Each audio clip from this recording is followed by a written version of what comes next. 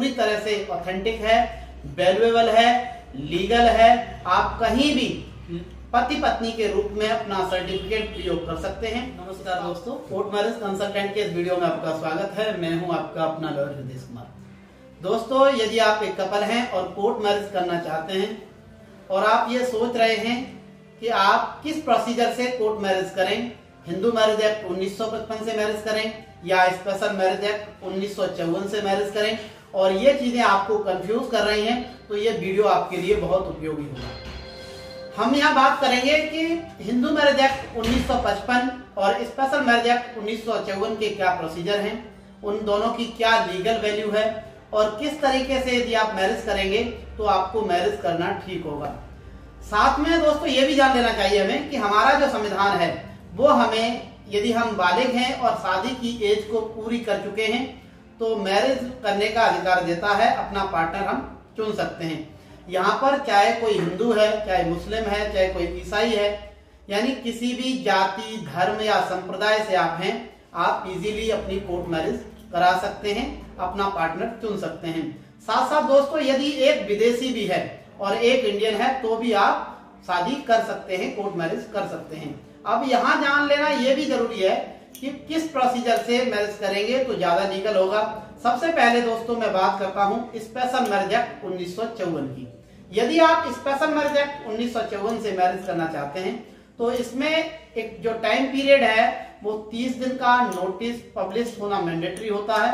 तो जो व्यवहारिक दृष्टि में देखा गया है कि 40 से 90 दिन का टाइम इस प्रोसीजर में लगभग लगता है। उस बीच जो प्रोसीजर रहता है, पहले हमें एप्लीकेशन लगानी होती है, उसके बाद नोटिस पब्लिश होता है।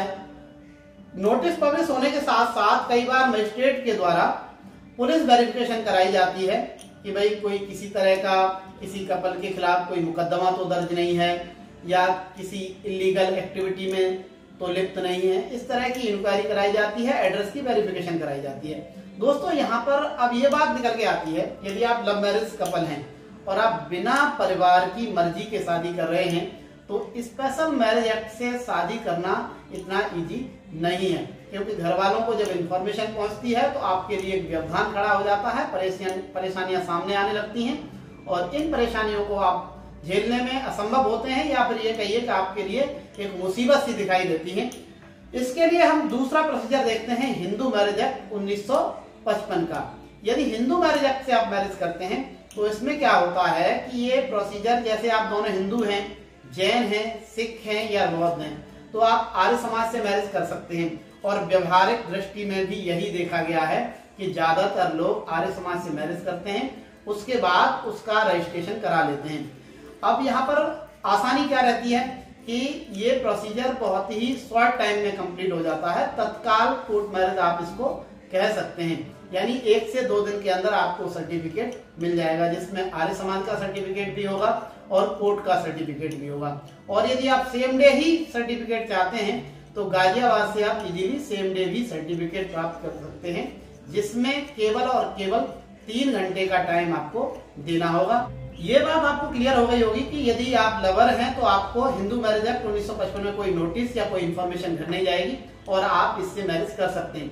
दोस्तों साथ साथ आपका ये क्वेश्चन भी रहता है, बहुत सारे कपल हमें फोन कॉल पर इस तरह की बातें पूछते हैं कि सर यदि हिंदू मैरिज एक्ट से मैरिज करेंगे या स्पेशल मैरिज एक्ट से करेंगे तो किसकी लीगल वैल्यू ज्यादा होगी।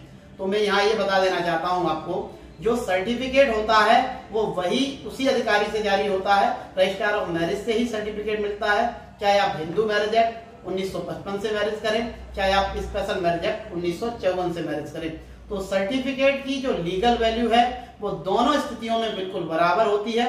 तो इसलिए कभी भी आपको ये सोचने की जरूरत नहीं है कि कौन सा सर्टिफिकेट ज्यादा लीगल होगा, यानी दोनों की लीगल वैल्यू बराबर है। दोस्तों हिंदू मैरिज एक्ट से भी यदि आपने मैरिज की है तो ये सर्टिफिकेट पूरी तरह से ऑथेंटिक है, वैल्यूएबल है, लीगल है। आप कहीं भी पति पत्नी के रूप में अपना सर्टिफिकेट प्रयोग कर सकते हैं, स्पाउस बेनिफिट उठा सकते हैं, या अदर जो भी कहीं आपकी जरूरत है तो इसको यूज कर सकते हैं। हिंदू मैरिज एक्ट द्वारा की गई मैरिज भी पूरी तरह से लीगल होती है और ये उन कपल के लिए बहुत ही उपयोगी होता है जो लवर हैं और बिना परिवार की मर्जी के शादी करना चाहते हैं तो इस प्रोसीजर से जा सकते हैं।